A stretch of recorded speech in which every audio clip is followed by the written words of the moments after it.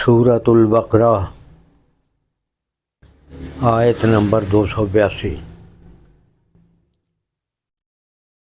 اور جب خرید و فروخت کرو تو وہ گواہ بنا لیا کرو، اور نہ لکھنے والے کو کوئی تکلیف پہنچائی جائے نہ گواہ کو، اور اگر ایسا کرو گے تو یہ تمہاری طرف سے نافرمانی ہوگی۔ اور اللہ کا خوف دل میں رکھو، اللہ تمہیں تعلیم دیتا ہے اور ہر چیز کا علم رکھتا ہے۔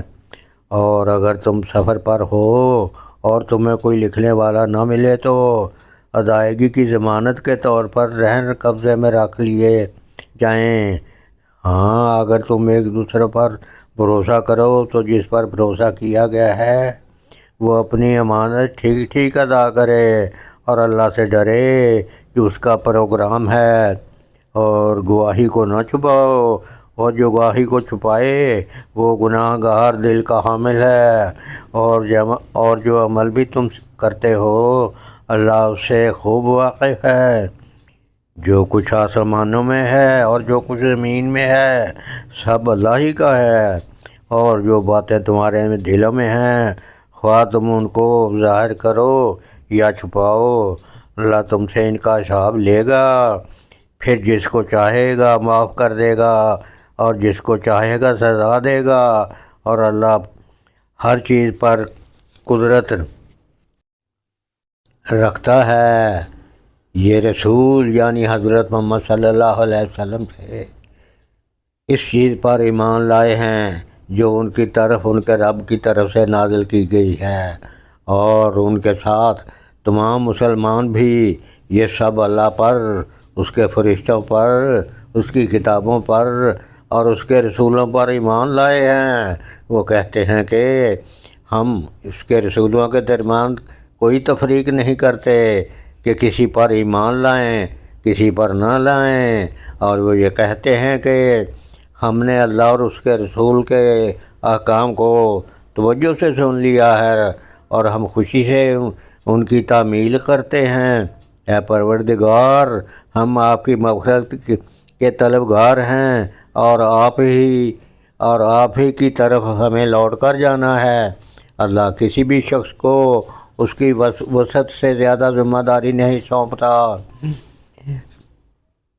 اس کو فائدہ بھی اسی کام سے ہوگا جو وہ اپنے ارادے سے کرے، اور نقصان بھی اسی کام سے ہوگا جو اپنے ارادے سے کرے۔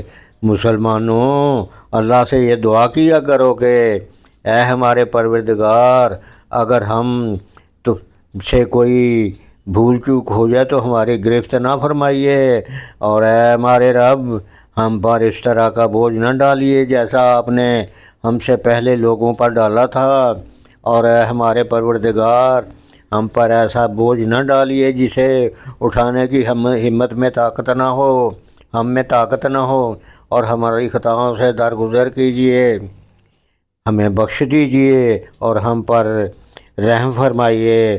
آپ ہی ہمارے حامی و ناصر ہیں، اس لیے کافر لوگوں کے مقابلے میں ہمیں نصرت عطا فرمائیے۔ سورۃ آل عمران۔ عمران حضرت مریم علیہ السلام کے والد کا نام ہے، اور آل عمران کا مطلب ہے عمران کا خاندان۔ اس سورت کی آیات 33 تا 37 میں اس خاندان کا ذکر آیا ہے، اس لیے اس سورت کا نام سورہ آل عمران ہے۔ سورہ آل عمران مدنی ہے اور اس میں 200 آیتیں اور 20 رکوع ہیں۔ بسم اللہ الرحمن الرحیم۔ شروع اللہ کے نام سے جو سب پر مہربان ہے، بہت مہربان۔ الف لام میم۔ اللہ وہ ہے جس کے سوا کوئی معبود نہیں، جو سدا زندہ ہے، جو پوری کائنات سنبھالے ہوئے ہے۔ اس نے تم پر وہ کتاب نازل کی ہے جو حق پر مشتمل ہے، جو اپنے سے پہلے کتابوں کی تصدیق کرتی ہے، اور اسی نے تورات اور انجیل اتاری جو اس سے پہلے لوگوں کے لیے مجسمے ہدایت بن کر آئی تھیں، اور اسی نے حق و باطل کو پرکھنے کا معیار نازل کیا۔ بے شک جن لوگوں نے اللہ کی آیتوں کا انکار کیا ہے ان کے لیے سخت عذاب ہے، اور اللہ زبردست اقتدار کا مالک اور برائی کا بدلہ دینے والا ہے۔ یقین رکھو کہ اللہ سے کوئی چیز چھپ نہیں سکتی، نہ زمین میں نہ آسمان میں۔ وہی ہے جو ماؤں کے پیٹ میں جس طرح چاہتا ہے تمہاری صورتیں بناتا ہے، اس کے سوا کوئی معبود نہیں۔ وہ زبردست اقتدار کا بھی مالک ہے، اعلیٰ درجے کی حکمت کا بھی۔ اے رسول، وہی اللہ ہے جس نے تم پر کتاب نازل کی ہے، جس کی کچھ آیتیں تو محکم ہیں جن پر کتاب کی اصل بنیاد ہے، اور کچھ دوسری آیتیں متشابہ ہیں۔ اب جن لوگوں کے دلوں میں ٹیڑھ پن ہے وہ ان متشابہ آیات کے پیچھے پڑے رہتے ہیں تاکہ فتنہ پیدا کریں اور آیتوں کی تعویلات تلاش کریں، حالانکہ ان آیتوں کا ٹھیک ٹھیک مطلب اللہ کے سوا کوئی نہیں جانتا۔ اور جن لوگوں کا علم پختہ ہے وہ یہ کہتے ہیں کہ ہم اس مطلب پر ایمان لاتے ہیں جو اللہ کو معلوم ہے۔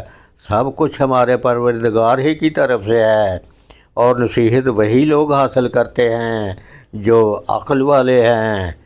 ایسے لوگ یہ دعا کرتے ہیں کہ اے ہمارے رب، تو نے ہمیں جو ہدایت عطا کی ہے اس کے بعد ہمارے دلوں میں ٹیڑھا پن پیدا نہ ہونے دے، اور خاص اپنے پاس سے ہمیں رحمت فرما۔ بے شک تیری اور صرف تیری ذات وہ ہے جو بے انتہا بخشش کی خوگر ہے۔ ہمارے پروردگار، تو تمام انسانوں کو ایک ایسے دن جمع کرنے والا ہے جس کے آنے میں کوئی شک نہیں۔ بے شک اللہ اپنے وعدے کے خلاف ورزی نہیں کرتا۔ حقیقت یہ ہے کہ جن لوگوں نے کفر اپنا لیا ہے، اللہ کے مقابلے میں نہ ان کی دولت ان کے کچھ کام آئے گی نہ ان کی اولاد، اور وہی ہیں جو آگ میں ایندھن بن کر رہیں گے۔ ان کا حال فرعون ان سے پہلے کے لوگوں کے معاملے جیسا ہے، انہوں نے ہماری آیتوں کو جھٹلایا، چنانچہ اللہ نے ان کو ان کے گناہوں کی وجہ سے پکڑ میں لے لیا، اور اللہ کا عذاب بہت سخت ہے۔ جن لوگوں نے کفر اپنا لیا ہے ان سے کہہ دے کو تم مغلوب ہوگے اور تمہیں جمع کر کے جہنم کی طرف لے جایا جائے گا، اور وہ بہت برا بچھونا ہے۔ تمہارے لیے ان دو گروہوں کے واقعے میں بڑی نشانی ہے جو ایک دوسرے سے ٹکرائے تھے۔ ان میں سے ایک گروہ اللہ کے راستے میں لڑ رہا تھا، اور دوسرا کافروں کا گروہ تھا جو اپنے آپ کو کھلی آنکھوں ان سے کئی گنا زیادہ دیکھ رہا تھا، اور اللہ جس کی چاہتا ہے اپنی مدد سے تائید کرتا ہے۔ بے شک اس واقعہ میں آنکھوں والوں کے لیے عبرت کا بڑا سامان ہے۔ لوگوں کے لیے ان چیزوں کی محبت خوشنما بنا دی گئی ہے جو ان کی نفسانی خواہش کے مطابق ہوتی ہیں، یعنی عورتیں، بچے، سونے چاندی کے لگے ہوئے ڈھیر، نشان لگائے ہوئے گھوڑے، چوپائے اور کھیتیاں۔ یہ سب دنیاوی زندگی کا سامان ہے، لیکن ابدی انجام کا حسن تو صرف اللہ ہی کے پاس ہے۔ کہہ دو، کیا میں تمہیں وہ چیزیں بتاؤں جو ان سب سے کہیں بہتر ہیں؟ جو لوگ تقوی اختیار کرتے ہیں ان کے لیے ان کے رب کے پاس وہ باغات ہیں جن کے نیچے نہریں بہتی ہیں، جن میں وہ ہمیشہ رہیں گے، اور پاکیزہ بیویاں ہیں، اور اللہ کی طرف سے خوشنودی ہے، اور تمام بندوں کو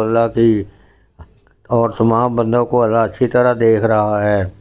یہ نہ وہ لوگ ہیں جو کہتے ہیں کہ اے ہمارے پروردگار، ہم آپ پر ایمان لے آئے ہیں، اب ہمارے گناہوں کو بخش دیجئے اور ہمیں دوزخ کے عذاب سے بچا لیجئے۔ یہ لوگ بڑے صبر کرنے والے ہیں، سچائی کے خوگر ہیں۔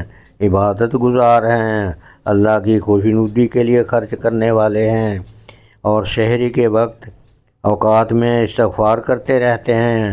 اللہ نے خود اس بات کی گواہی دی ہے، اور فرشتوں اور اہل علم نے بھی، کہ اس کے سوا کوئی معبود نہیں جس نے انصاف کے ساتھ کائنات کا انتظام سنبھالا ہوا ہے۔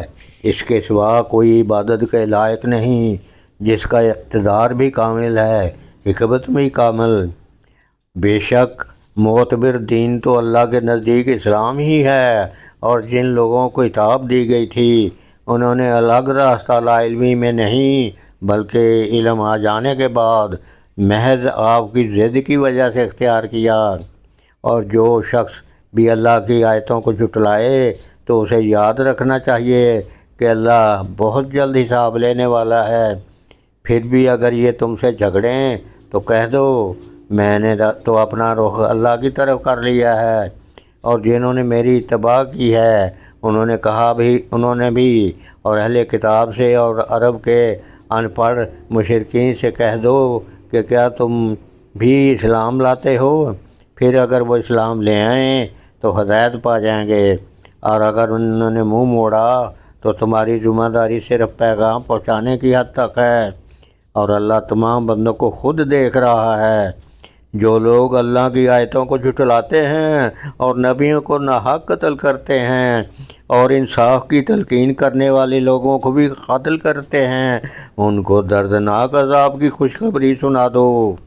یہ وہ لوگ ہیں جن کے اعمال دنیا اور آخرت میں غارت ہو چکے ہیں، اور ان کو کسی قسم کے مددگار نصیب نہیں ہوں گے۔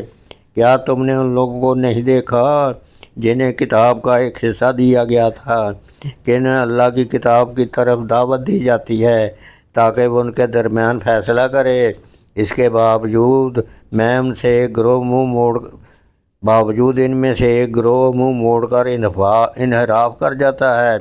یہ سب اس لیے ہے کہ انہوں نے یہ کہا ہوا ہے کہ ہمیں گنتی کے چند دنوں کے سوا آگ ہرگز نہیں چھوئے گی، اور انہوں نے جو جھوٹی باتیں تراش رکھی ہیں انہوں نے ان کے دین کے معاملے میں ان کو دھوکے میں ڈال دیا ہے۔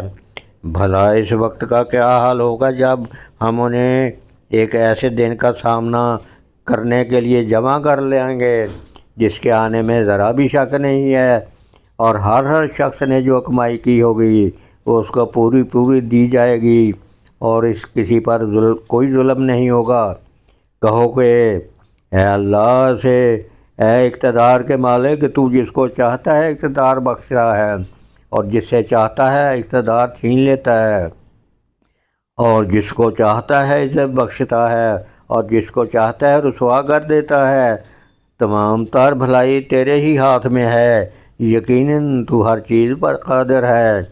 تو ہی رات کو دن میں داخل کرتا ہے اور دن کو رات میں داخل کرتا ہے، اور تو ہی بے جان چیز سے جاندار کو برآمد کر لیتا ہے، اور جاندار میں سے بے جان چیز نکال لاتا ہے، اور جس کو چاہتا ہے بے حساب رزق عطا فرماتا ہے۔ مومن لوگ مسلمانوں کو چھوڑ کر کافروں کو اپنا یار و مددگار نہ بنائیں، اور جو ایسا کرے گا اس کا اللہ سے کوئی تعلق نہیں، الا یہ کہ تم ان کے ظلم سے بچنے کے لیے بچاؤ کا کوئی طریقہ اختیار کرو، اور اللہ تمہیں پیدائش کی خوشخبری دیتا ہے۔ جو اس شان سے پیدا ہوں گے کہ اللہ کے کلمے کی تصدیق کریں گے، لوگوں کے پیشوا ہوں گے، اپنے آپ کو نقصانی خواہشات سے مکمل طور پر روکے ہوئے ہوں گے، اور نبی ہوں گے، اور ان کا شمار راست بازوں میں ہوگا۔ زکریا نے کہا، یا رب، میرے یہاں لڑکا کس طرح پیدا ہوگا جبکہ مجھے بڑھاپا پہنچا ہے اور میری بیوی بانجھ ہے؟ اللہ نے کہا، اسی طرح اللہ جو چاہتا ہے کرتا ہے۔ انہوں نے کہا، پروردگار میرے لیے کوئی نشانی مقرر کر دیجیے۔ اللہ نے کہا، تمہاری نشانی یہ ہوگی کہ تم 3 دن تک اشاروں کے سوا کوئی بات نہیں کر سکو گے، اور اپنے رب کا کثرت سے ذکر کرتے رہو، اور ڈھلے دن کے وقت بھی صبح اور سویرے ابھی اللہ کی تسبیح بیان کرو۔ اور اب اس وقت کا تذکرہ سنو جب فرشتوں نے کہا تھا کہ اے مریم، بے شک اللہ نے تمہیں چن لیا ہے، تمہیں پاکیزگی عطا کی ہے اور دنیا جہان کی ساری عورتوں میں تمہیں منتخب کر کے فضیلت بخشی ہے، اے مریم تم اپنے رب کی عبادت میں لگی رہو اور سجدہ کرو، رکوع کرنے والوں کے ساتھ رکوع بھی کیا کرو۔ اے پیغمبر، یہ سب غیب کی خبریں ہیں جو ہم وحی کے ذریعے تمہیں دے رہے ہیں۔ تم اس وقت کے پاس نہیں تھے، ان کے پاس نہیں تھے جو وہ یہ طے کرنے کے لیے اپنے قلم ڈال رہے تھے کہ ان میں سے کون مریم کی کفالت کرے گا، اور نہ اس وقت تم ان کے پاس تھے جب وہ اس مسئلے میں ایک دوسرے سے اختلاف کر رہے تھے۔ وہ وقت بھی یاد کرو جب فرشتوں نے مریم سے کہا تھا کہ اے مریم، اللہ تعالیٰ تمہیں ایک کلمے کی پیدائش کی خوشخبری دیتا ہے جس کا نام مسیح عیسیٰ ابن مریم ہوگا، جو دنیا اور آخرت دونوں میں صاحب وجاہت ہوگا اور اللہ کے مقرب بندوں میں سے ہوگا، اور وہ گہوارے میں بھی لوگوں سے بات کرے گا اور بڑی عمر میں بھی اور راست باز لوگوں میں سے ہوگا۔ مریم نے کہا، پروردگار، مجھ سے لڑکا کیسے پیدا ہو جائے گا جبکہ مجھے کسی بشر نے چھوا تک نہیں؟ اللہ نے فرمایا، اللہ اسی طرح جس کو چاہتا ہے پیدا کرتا ہے، جب وہ کوئی کام کرنے کا فیصلہ کر لیتا ہے تو صرف کہتا ہے کہ ہو جا، پس وہ ہو جاتا ہے، اور وہی اللہ اس کو یعنی عیسیٰ ابن مریم کو کتاب و حکمت اور تورات و انجیل کی تعلیم دے گا، اور اسے بنی اسرائیل